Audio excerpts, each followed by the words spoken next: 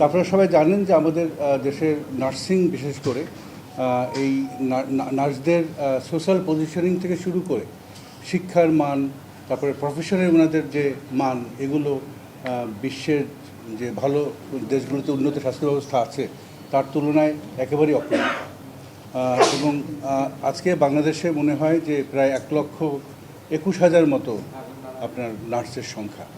আমাদের দেশে নার্সিং কলেজের সংখ্যা আছে প্রায় 450 মতো। তার মধ্যে মনে হয় 73টা আপনার পাবলিক সেক্টর সরকার পরিচালনা করছে।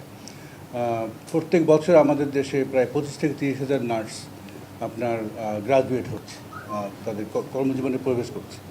সংখ্যাগুলো শুনতে কিন্তু অনেক বড়, কিন্তু আমরা যদি কোয়ালিটির দিকে তাকাই তাহলে কোয়ালিটি অত্যন্ত অপ্রতুল। হ্যাঁ, আমাদের এখানে এখনও 3 বছরের নার্সিং ডিপ্লোমা দেওয়া হয়, যেটা বিশ্বের বেশিরভাগ দেশেই এই 3 বছরের আর কোনো ডিপ্লোমা দেওয়া হয় না। হ্যাঁ, সব জায়গাতেই 4 বছরের আপনার ব্যাচেলর ইন সায়েন্স থেকেই নার্সিং ডিগ্রি শুরু হয়।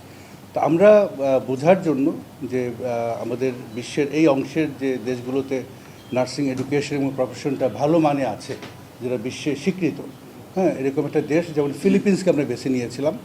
আমরা একটা প্রতিনিধি দল নিয়ে ফিলিপিন্সে গিয়েছিলাম। এই মাসের 20 তারিখ থেকে 24 তারিখ পর্যন্ত আমরা ফিলিপিন্সে ছিলাম।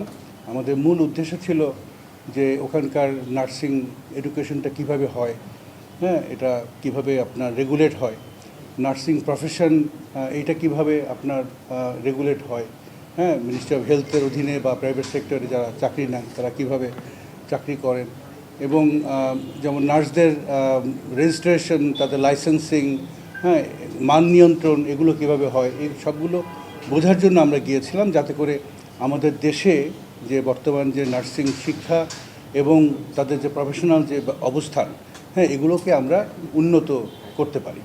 তো আমার মনে হয় যে আমাদের ভিজিটটা অত্যন্ত ফলপ্রসূ ছিল। আমরা ফিলিপিন্সের আপনার মিনিস্ট্রি অফ হেলথে আমরা একাধিকবার মিটিং করেছি। আমরা ফিলিপিন্স ওরা বলে রেগুলেটরি কাউন্সিল, পিআরসি, যারা আপনার বিভিন্ন যারা যেসব প্রফেশনে লাইসেন্স দরকার হয়, এই প্রফেশনগুলো করে নিয়ন্ত্রণ করে, নার্সিং, মিডওয়াইফারি, মেডিকেল ডক্টর, এগুলো সহ তাদের সাথে আমাদের মিটিং হয়েছে। আমরা ফিলিপিন্স আপনার হায়ার এডুকেশন কমিশনের সাথে মিটিং করেছি, যারা কারিকুলাম করার দায়িত্ব যাদের, হ্যাঁ, আপনার বিভিন্ন পরীক্ষা, হ্যাঁ, যারা মানগুলোকে নিয়ন্ত্রণ করে, তাদের সাথে আমরা মিটিং করেছি। আমরা আপনার যেসব বিশ্ববিদ্যালয় বা কলেজ নার্সিং এডুকেশন দেয়, BSc nursing, MSc nursing, PhD, যেমন ইউনিভার্সিটি অফ ফিলিপিন্স ম্যানিলা, হ্যাঁ, তারা আমাদের এই এশিয়ার অঞ্চলের মধ্যে তাদেরকে বলা হয় ওয়ান অফ দ্য বেস্ট আপনার মেডিকেল স্কুল, যারা ডাক্তার, নার্স, হ্যাঁ, এগুলোতে তারা অত্যন্ত ভালো মানের ডাক্তার, নার্স তৈরি করে। আমরা ট্রিনিটি বিশ্ববিদ্যালয়ে গিয়েছি, তারাও খুব ভালো মানের নার্স তৈরি করে। এবং আপনারা শুনলে আপনার ভালো লাগবে যে ফিলিপিন্স কিন্তু বিশ্বের ওয়ান অফ দ্য আপনার top supplier of best quality nurses.